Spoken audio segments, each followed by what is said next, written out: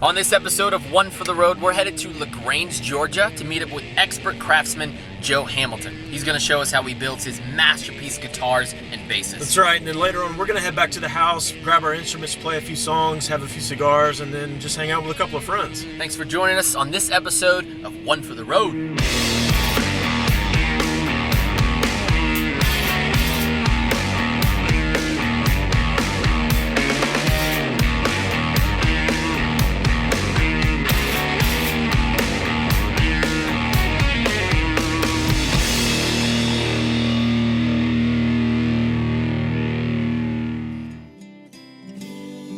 American greatness is no better exemplified than by the art and craft of those men and women who create with their hands.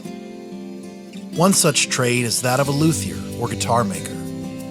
In a modern age of mass production and sterile conformity, we've found one man whose careful precision and craftsmanship harkens back to an era gone by.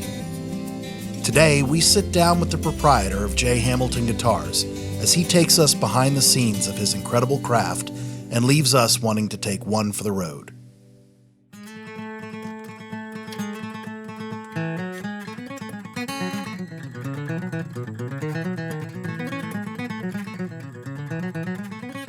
I cut my teeth on bluegrass, so I started playing flat picking the guitar and a mandolin when I was really young. So at that time, probably on the guitar was Tony Rice, David Grisman on mandolin. They were, Clarence White, those guys were just phenomenal.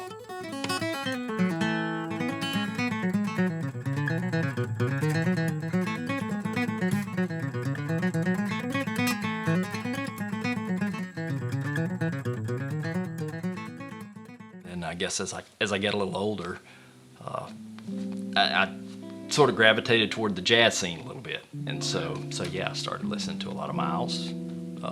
So like I said, it's very, very diverse. And then you could talk to my kids. They grew up in a house with just this really eclectic mix of music going on all the time. That's a good thing. Yeah, absolutely, man.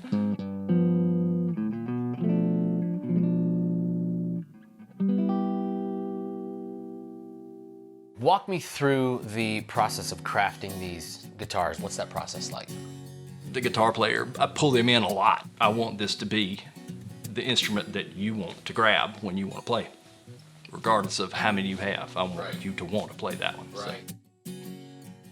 So you figure out how they're planning to use it, and and do the best you can to nail it, to meet their expectation, to exceed their expectation, and hopefully build a piece that'll be an heirloom piece.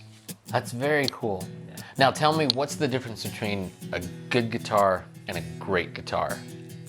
A lot of what makes a great guitar is the interaction with the luthier and the player, so that you build that expectation that they have. I work really diligently trying to figure out where people's, where their gift lies, where their artistic side is in the scope and realm of music, and then kind of go from there. So, if you go grab one off the wall of a big box store, you don't really have it built that way.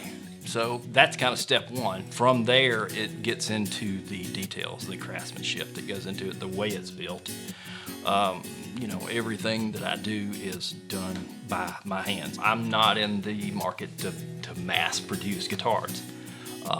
So to build that exquisite piece like you're talking about, I think it takes, a lot of that is in the eyes of the player and the hands of the player. So, what is an exquisite guitar to you might not be to the next guy, may not be. Because it is a very personal thing. It's a tool, it's a very personal tool.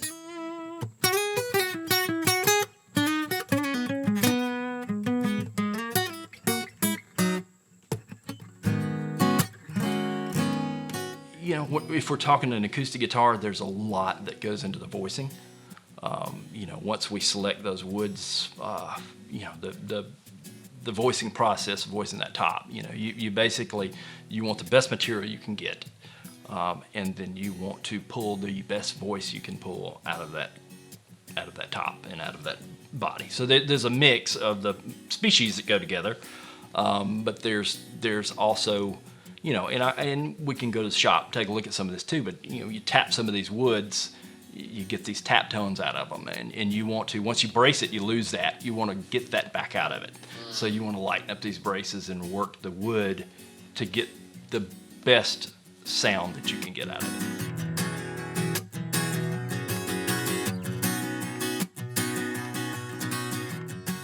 So this is one side of it, but and these are a little thicker than they will be, but Sure. you can. So you kind of get a Yeah. you kind of get a feel for. And If you're close enough to that, I don't know that people watching Yeah, this you're video not probably getting can't hear this, but if you're close enough to it, the lower frequencies they just ring. Yeah. And if you put your ear right up to it, you can almost feel it Yeah. when he kind of taps it like that. And what you're shooting for is the complexity in that. So, Sure. so if I've got this, and again, these are thick, but if I take this plate and I hold it at different places,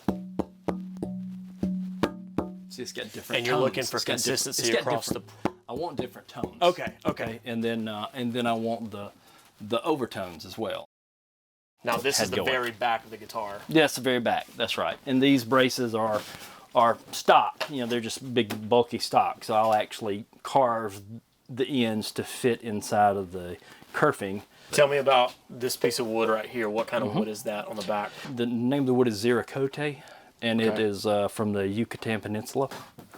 There's yet another piece of it. Yeah. It's a gorgeous wood, but Same type of wood. same type of wood. Yeah. And I cut up to a 14-inch depth on that little saw right there. Okay. And so I will resaw and basically cut pieces that thin out of it. They took a bridge down up in the northern part of Alaska, and this was the guy that salvaged it cut. You saw how great the spruce was, so he cut these tops out of it. And this coloration is from years of the spikes leaching into that beam. Oh, wow. So that's me not putting any color on it. That's the true color now that the iron leached into the wood. Right. So it's a really unique piece. Essentially, we almost have the entire body right here Pretty much. in three pieces. So how long does this stay like this bracing? Once in I this get frame? these sides bent, it'll stay in here until it's glued up and it's a closed box. How many times have you messed one of these up? Well, there's one laying outside right now. I'll get it. I had to ask. I It's such understand. tedious No, I work. understand though. So these are some interesting. This is a Brazilian rosewood. All right, and now you want to hear. Sounds like a marimba ball. Yeah, Yeah. absolutely. So That's insane. it is crazy. So yeah, it's crazy. Now, because this type of wood isn't readily available anymore. No, it's really have to search protected. for it. Sure. Yeah, it's a protected wood. Yeah. And so I mean that makes it expensive, but there's it's special. Yeah. I mean it makes a difference. It's like I was telling Youssef earlier, it is the sum of all these small details that make a magnificent instrument. So And all these are going to be fretboards. these are all correct? fretboards. These are all things that I have in process. Sure. So my next step is I'll get them to the right thickness that I want. Then I'll change the saw out on that table saw, and I got a sled up there and these guides, and I'll cut the slots, every fret slot.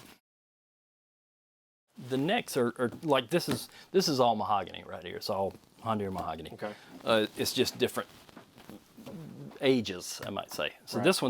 this is kind of a figured piece. It's got a little bit of quilt to it. You can see there. Yep. Basically, I've got two necks laid out right there on it. I Yeah, I got see 'em. them drawn out in pencil. So I'll take these, cut them on the bandsaw, rough them out, and then route out for the truss rods. And sometimes I will actually put in carbon fiber reinforcement Okay. in the necks. I want to go back, and I'm just going to hold this up to the camera because I Yeah. think this is really cool. But you see this big block of wood. What he was talking about was basically the whole neck will come out of this, and then the tuning piece of the guitar will come up here. And so that just looks like a block of wood, but if you turn it over, you can see where it has it carved out. And we talked about the Elizabeth model and the Coy model earlier, and that's what it looks like, if I'm not mistaken. That's what you're right. going to carve out of this piece right here. So I just think that's right. really cool. Like this block of wood out of this is going to come an entire neck for a guitar. So I just thought that was really, really neat. What's it like playing the guitar for the first time after you're finished with it? It's nerve-wracking. It truly is. It's you know, because tell me why. Well, you do your best. You know, you do your best. I mean, I pray over them. You know, I do, and you know, you pour so much of yourself into it, and so yeah, it's Months of work. Months of work. Yeah.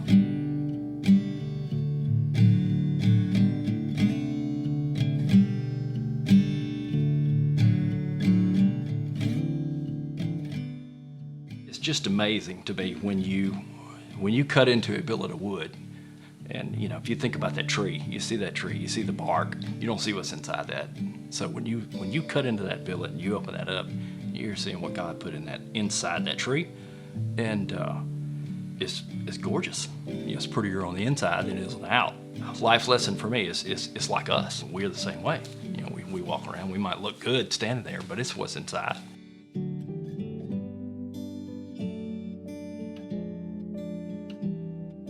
What is music to you? To me, it is it's the vulnerability of expressing yourself. You put yourself out there. You open yourself up, and you talk to any musician. It is a very vulnerable thing. So being able to build a tool that helps them with that, and that helps them to use their gift, get their gift across, that's an honor. It's humbling, honestly.